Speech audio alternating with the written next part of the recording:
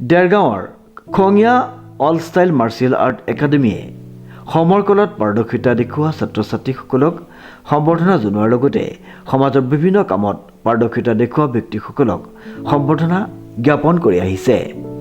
বছৰে মই এইধৰণে সম্বৰ্ধনা জনাই মই নিউজৰ আগত কৈছিলোঁ যে মই 100গৰাকীতকৈ অধিকক মই জনাম মেট্ৰিক আৰু হায়াৰ ছেকেণ্ডেৰী। গতিকে ভাল লাগিলে, কাৰণ এইবাৰ মোৰ সেইমতে যদিও প্ৰতিকূল বতৰ তথাপিতো প্ৰতিকূল বতৰ নেওচি ছাত্ৰ ছাত্ৰী আহিলে, সেইকাৰণে ভাল লাগিছে। নিজকে নিজে সুখী অনুভৱ কৰিছোঁ আৰু আগলৈও তেনেকৈ কৰি যাম বুলি ভাবিছোঁ।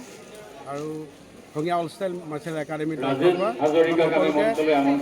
সম্বৰ্ধনা জনাবলৈ পাই নিজকে নিজে ধন্য মানিছোঁ। এইবাৰো 102গৰাকী ছাত্ৰ ছাত্ৰীক সম্বৰ্ধনা জনোৱাৰ উপৰিও শৰীৰ চৰ্চাবিদ আৰক্ষী বিষয়া কিৰণ নাথ, চিকিৎসক জন শইকীয়া, সমাজ সেৱিকা নিৰ্মালী হাজৰিকা, ৰাজনীতিবিদ ভৱেন গগৈকে মুখ্য কৰি কেইবাগৰাকীও বিশিষ্ট ব্যক্তিক সম্বৰ্ধনা জ্ঞাপন কৰা হয়।